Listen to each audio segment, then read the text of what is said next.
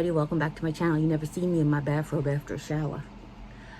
I just feel like vlogging today because there's been so much drama. When you go live, it's just so, everybody brings their baggage to a live stream. I love it because I get to do Q&As with you guys and answer questions in real time, but I'm done. I just figured I'd just come on here and be like, hey, everything's great. So we've got a lot of balls in the air. I'm trying to get all our ducks in a row. I said to Mom, I saw a meme. I'm just gonna get unshowered if you guys don't want. I won't get naked. I've got a special ear cleaning kit as per my ENT. Don't use Q-tips. Anyway, it's just to get the water out, by the way. I have been known to have swimmer's ear because growing up in the water and having allergies with lots of wax. Yeah, nothing's coming out, so that's good. Yay, we like clean ears. We like clean ears. Oh wait, is there? No, it's just wet. I wonder if it's got soap on it.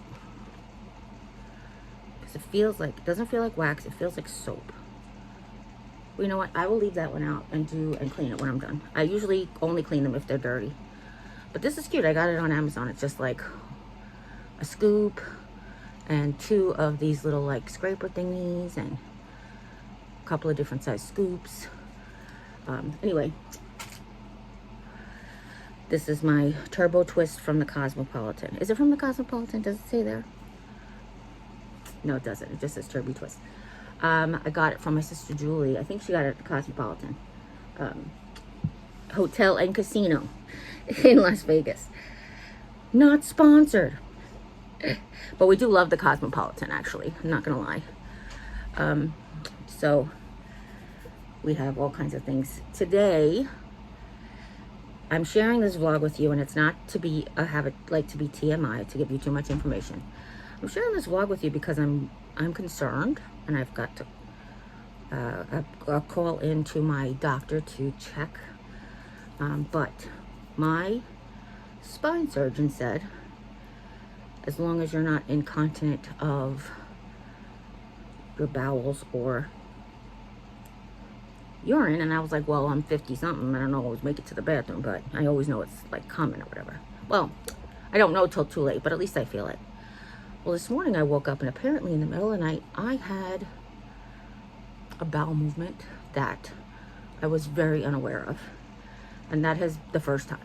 Like, I can tell you times where I've like, you think you're going to pass gas and it turns out not to be, or, your stomach hurts and you don't even realize that you're trying to pass gas and it's not, those types of things. But this was not that. I woke up to pee and I went to the bathroom and it was just all over me. So we had to have an emergency shower.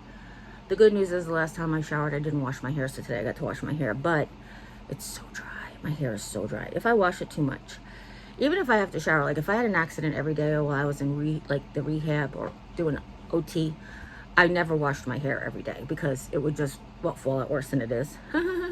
But it's so fine and so thin and so dry. It just would be like a disaster. I hope this lighting sucks. It's really gloomy, rainy out today. So I have like my daylight lights and I've got this light on because it's dark in here. It's like 12 o'clock even, like 12 o'clock noon, ding dong, and it's very dark in here. So anyhow, I didn't plan on it. Like usually if I know it's shower day, or if I have, plans to take a shower, we strip the bed, we make the bed, those types of things. And because we like to get into a clean bed. Now, if I had an accident, like basically today's Friday and we do this on Saturday. We do like showers and strip the bed on Saturday. So I know that my bed needs to be changed because it's like 6 days dirty, and I probably won't take another shower tomorrow unless I have another accident. Because that's why I wash my hair today and everything. But anyway, if I know that I'm going to take a shower, that's what I'll do. My job is to strip the bed, and get the sheets, and Jim makes the bed while I'm in the shower, and then I rest while he's in the shower. Usually I rest after my showers because it takes a lot out of me. We do have a I one time said it takes 10,000 steps to get to the shower. I hope everybody knows, or everybody knows now, that that was an exaggeration. My shower is not 10,000 steps away, even if I stepped on my tiptoes. Even though my steps would be 10,000. It's just the equivalent of how it felt at the time. So when I was first out of the hospital and out of the rehab, and it felt like, or on treatment, it feels like your shower is 10,000. Did you ever watch Poltergeist? I know they kind of did this in, Stanley Kubrick did this in The Shining, but Poltergeist, when she goes running for the kids and the hallway gets like super long and there's twice as many doors. When you're in pain, chronic pain or chronic exhaustion or any of those things, or a combination of both, that's how it feels like. It feels like my shower might as well be in Miami, because that's how far it feels like you have to go. But, you know, obviously that's not the case. I hope you guys know me well enough to know that when I exaggerate numbers, it's just an exaggeration of numbers. I'm just a person, you know, just being me. So I feel better, but I'm like kind of concerned. So I'm going to keep it on in my back burner. I'm going to keep it on my mind. I'll talk to the spine surgeon. I think he has surgery on Fridays. I think he schedules surgeries on Fridays. So that's why I don't, I'm waiting for him to call back. But, you know, just to be concerned, just to let him know. Actually, you know what, Jerry? This is the kind of thing that probably could have sufficed in a message.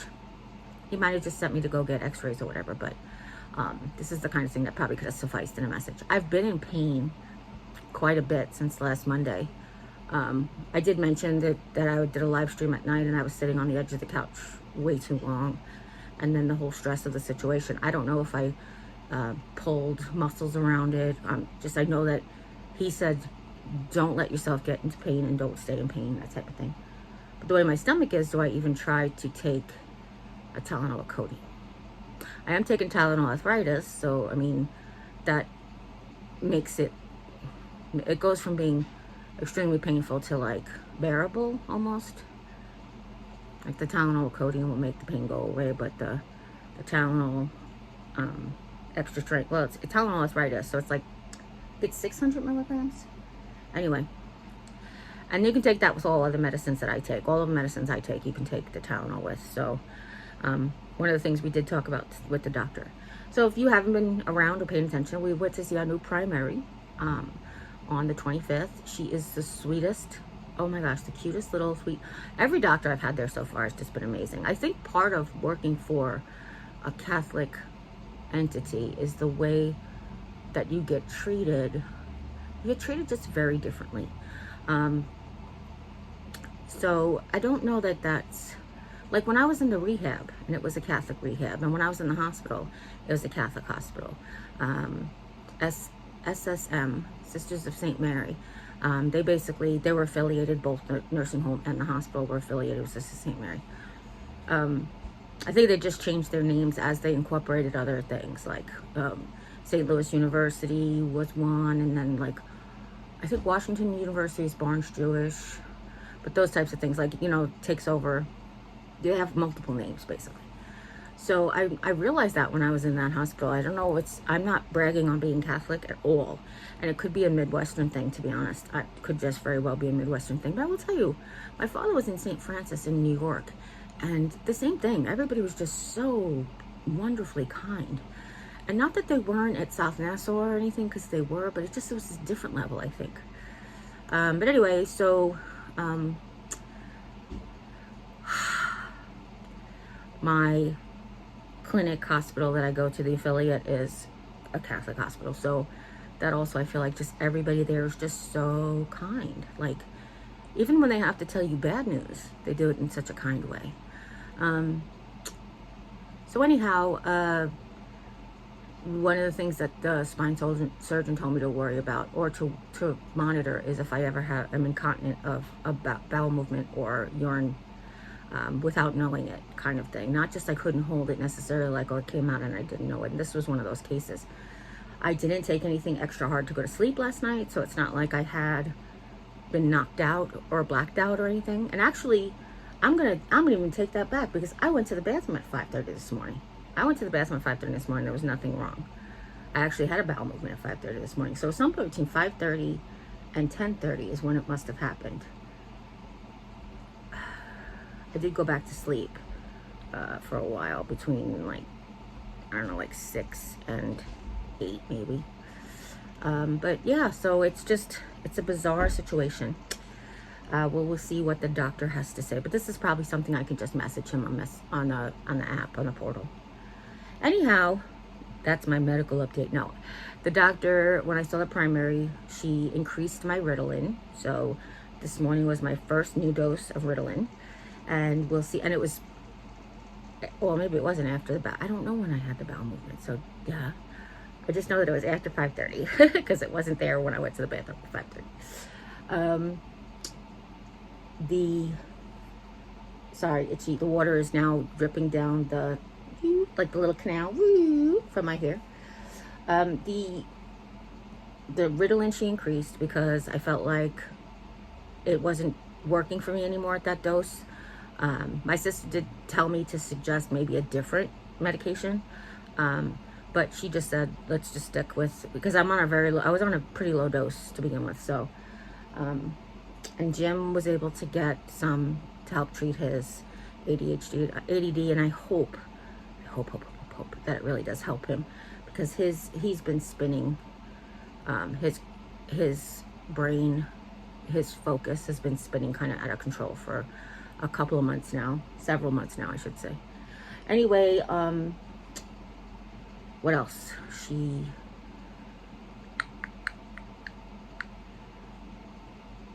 We fixed another medication. So I had been taking Seroquel because I take Cymbalta for depression, and I was at my highest dose of Cymbalta. So she gave me, the last doctor prescribed Seroquel. First it was 25 milligrams for 2 weeks, and then it was 50 milligrams after that. And when I went to get a refill, there was like a miscommunication. So she prescribed twice a day, and I said to her when we went, it was just a week that I was taking it, because about a week I got the new medicine. I said, I noticed that you changed it, and I should have messaged her, but I just, sometimes you just do it. But I noticed that taking it in the morning was really making me sleepy. So I said to her, and I wasn't napping even. None of them, I never napped, but it's just like tired, And I said, did you change it to twice a day? Did you mean to? Because it's making me really sleepy in the morning. She's like, no, I think that it was just a miscommunication. I was handed the script for twice a day, and that's what I filled out. And I was like, oh, okay, no problem. So she switched that back. So I've got that. Tomorrow we changed the Dexcom.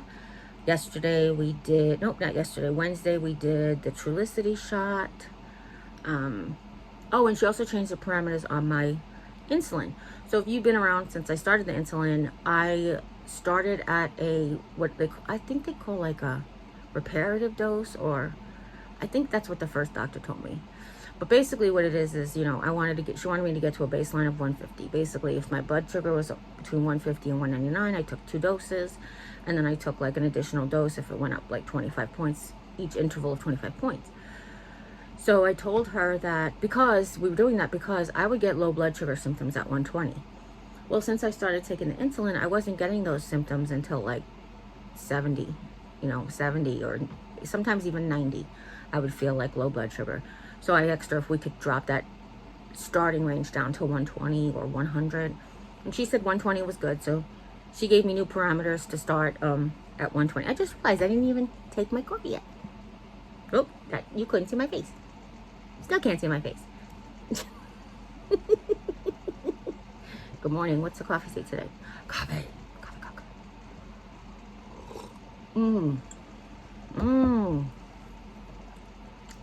Oh, honey, that's good. What is this coffee? Oh my gosh, it's good. We got a couple of different syrups. I do a subscribe and save for some of my hard to find here items. Like, I know if I had my old self back and I wanted skinny syrup, I would just go to TJ Maxx, because that's usually where you get skinny syrup cheap. But first of all, it's not always a guarantee. So for me to spend, I'm so sorry. What was that? Oh, like a coffee ground. Okay, but it's coated in milk. All right, just keep going.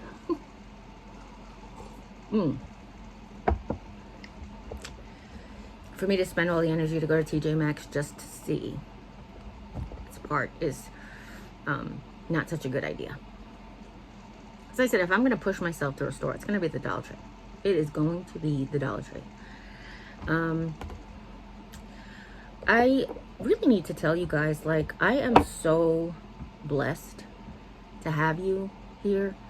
You are just such an amazing support system.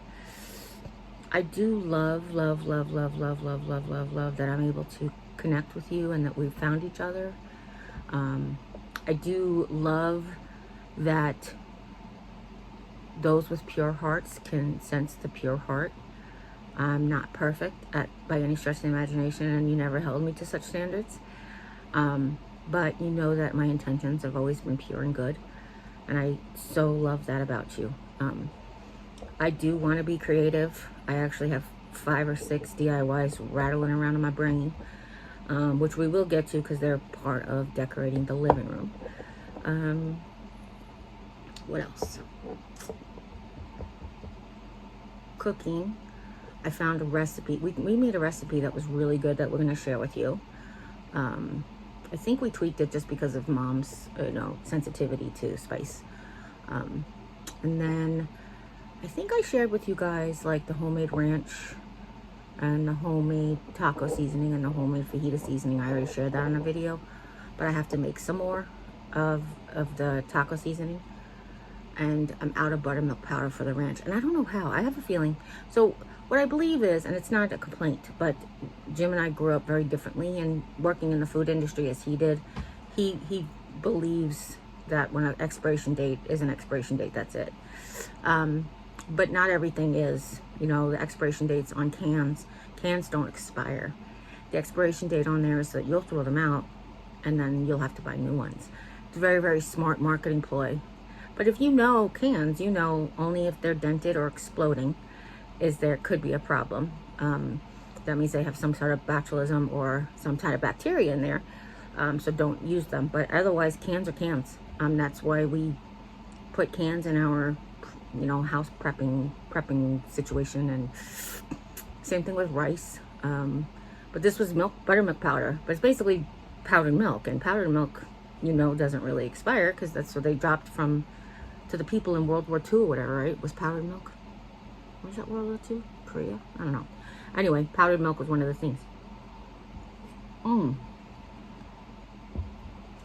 anyhow, I think when he was cleaning, one of his manic moments, he was cleaning the closet and he just threw out things that had expiration dates that were, because I went looking for them. I was like, where's this can of stuff? And he's like, if it's not in there, it means it's expired. And I was like, oh, yeah, you don't have to do that. And it's weird, especially with soup, because he's like, I get into a soup kick, but it's really the weather. The weather decides whether or not I'm going to have soup. And then my mouth. If I have soup, like last winter, I ate like broccoli cheddar soup a lot, because the broccoli cheddar soup is like not chunky when you get it from Progresso. And it's gluten-free. So it's one of those soups that was just go-to. No matter what my mouth felt like, I tend to, kind of like, all right, it's hit or miss with dairy as far as like, is it going to make me constipated? Is it going to make me in the other direction? So I'm not ever really worried about that. And then he steams a bag of broccoli and he puts it in there for me on days when my mouth is better. And then I just have like broccoli cheese soup. And that one can is two portions. So I'll have like, he'll make me the big pot, put the broccoli in it, and then serve me half today and half tomorrow, or half for dinner, depends on what's going on. So, but with soup doesn't expire, again, unless the can's exploding or whatever. So he's like, but we have so much soup. And I'm like, yeah, because I have all of this like Italian wedding soup, which now I can have because my mouth is okay and can handle it. But for a while, it's one of my favorite soups, the Italian wedding. It's got little tiny meatballs in it. And it's got, I want to say it's barley. I think it's barley. But anyway, it can't be barley because barley's not gluten-free. Maybe it's just, I don't know. But anyway, it might not be gluten-free, but it might be that barley doesn't bother me as much as just wheat does. So So gluten is in a lot of things, but it's not in the same levels necessarily always as it is in wheat flour. There's gluten in some oatmeal, can have gluten in it. Some, not some, but barley and rye can have gluten in them, but nowhere near like wheat gluten, you know. Anyway, hi. Anyway, that was my husband. We had a little conversation. So today we are gonna try to push forward. Like I said, Jim started his medication this morning. I told him, you might feel it right away, you might not. It's okay, whatever it is. Just don't get disappointed that it's not working. Like I said, it's icky out, so outdoor activities aren't a thing, aren't going to be happening. But definitely we have lots of things to do inside that we can get to. And I just pray that this really helps him, because he goes into this shame spiral. I don't put him in a shame spiral. I don't guilt him into whatever. It is what it is. If it's that bad, I will do whatever I can to make it better. Like the bathroom, you know, like got to the point where I was like, that toilet's nasty. So I actually sat on the toilet a little extra long, not today, but you know, I sit on the toilet a little extra, and then I go and I'm like, okay, now that I've recouped a little bit of energy, I'm going to clean the toilet, do the best I can, straighten up around there and everything. And if I have to, I sit back down on the clean toilet just to say, like, give myself another break. Or I sit in the shower chair, which all I have to do is pull the curtain back and sit in the shower chair, because it's a transfer chair, so it hangs off the edge of the shower. But anyhow, yeah, so I do push myself those times. And I told him, like, the other day, he was having actually it was yesterday. Oh my gosh, that's so weird. Yesterday he was having a really bad day, and I had gone out to sit and talk to Mom in the morning, but she was going to a hair appointment, which I didn't realize she was leaving at that moment. I thought Jim said a few minutes. I thought he meant a few minutes, like not now. So I had gone out to sit with her, and I came in and I was like relaxing, and I was trying to recoup energy and stuff. And he came in and he was just so down, and I said, it takes a lot out of me to try to come up with the right words and to say the right thing and to try to help him through what he's going through. And I've told you this, guys, and it's sort of like, am I making this up? And I'm really not making this up, because this is something that I've done for the last 20 years we've been married, or 22 years, or whatever years. It's just I no longer have the energy on a daily basis to help him off the cliff like I used to. And when I do, like the other day, or like yesterday, I had to he's like, you gonna come out now? I'm like, honey, no, I have no energy left. Like, just sitting here and talking to you really took it out of me. And it's kind of like a different, how emotional, we know that your emotional or mental well-being affects your physical well-being, or your physical body, I guess. But that's sort of that kind of thing. Is like when you are mentally drained, sometimes it physically drains you too. And then sometimes you need to have just the mental strength to get through the physical pain. So that's what kind of it was last night. Was kind of like talk myself into it, zen, get in the mood, get in the moment, and you know you're gonna have to rock and roll now, but you're just like, okay, let's do this. And this morning, when I went to the bathroom, I was like, wow, something's up. You know, something's wrong. So I said to him, I'm like, I'm gonna have to take a shower. I'm so sorry. Neither one of us had coffee. It was just like, neither one of us had coffee. We were barely awake. But I was like, I didn't know it was as bad. I just thought I had like ucky in my pants. But when I went to go clean it, like go to like wipe or whatever, it was just, I was like, oh goodness, I have to jump in the shower. And I'm so sorry. And I've told you guys before, the only thing I really need is help with, and today I needed extra help because I forgot to grab my robe, because again, I wasn't prepared to take a shower, was I needed his help with, well, obviously taking the bandage off the boo-boo and just making sure that I had gotten everything from my undercarriage. Like I did ask him to come in and just say, make sure please, before I sit back on the clean bench, just make sure I got everything. And he's like, yeah, he goes, you know, he gave me a once over, and then just, and then I just sat down and everything was good from there on. And I did the rest of my shower. It's not like I can't feel it, but you know, sometimes when it's like uh, an older situation, you're like, or if it's like, I don't know, that sounds so gross, but if it's like thicker or stickier, you're like, okay, I think I cleaned that area, but did it get clean? And you look on your sponge and you're like, okay, but my sponge is yellow. That doesn't help me figure if I got all of it out, you know, like, anyway, enough of the gross. Well, it's not gross. See, here's the thing. I get a lot of flack from a lot of people about listening to my bowel movements, but here is one of the things that's along with this journey. You will have unusual bowel movements. You will have vomit. You will throw up. You will have hot sweats and cold sweats and pain and panic and anxiety and depression. And that's just a normal part of living with cancer, or living now with cancer, or dealing with cancer, or fighting cancer. These are just all normal things. And if you're here just for drama and gossip, I'm sorry. We're just going to continue on this cancer journey. I do have lots of vlogs that I've vlogged in cars and stuff. And I'm going to go back. I'm going to start because my ability, my concentration on editing is becoming better.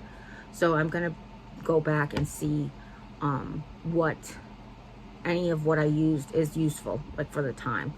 And I'll always date stamp it. You know, this is a vlog from May 3rd or 2nd or 12th or last year or whatever.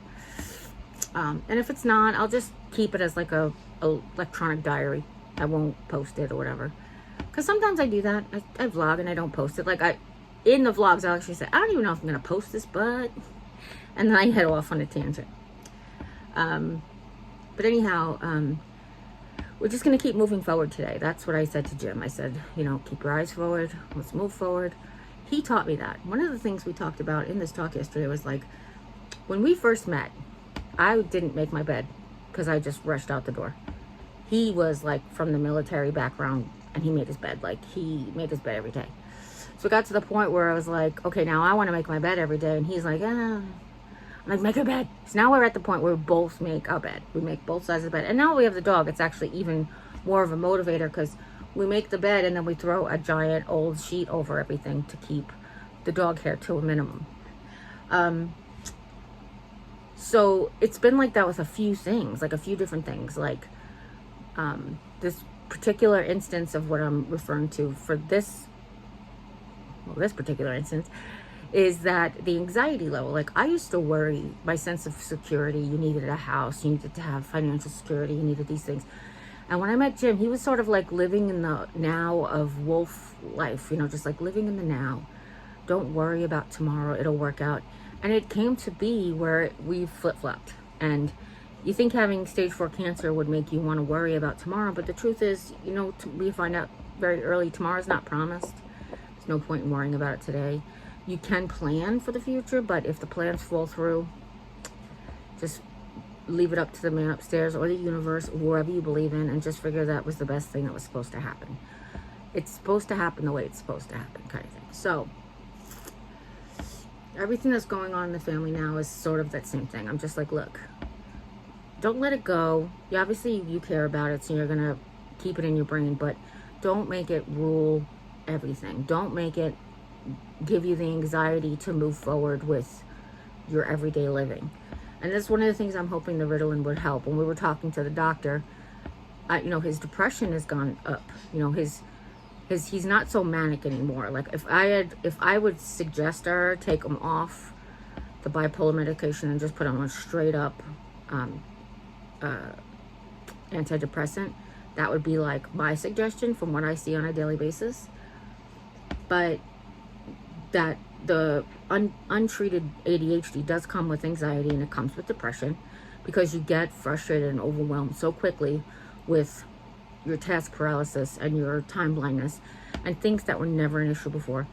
Jim used to be uber punctual to everything. You know, you want to be there, it's, you know, we're supposed to be there at 1 o'clock. I want to be there at 20 to 1. Why? So we could sit there for 20 minutes in the car. But that's just the way he was. And now it's like, what time's the appointment? Well, the thing says 1 o'clock. Well, that means it's a 1:15 appointment. So let's leave it like 1:05. You know what I mean? At least he's still leaving early, but it's not that same early, like punctual, have to be there, 911 type of thing.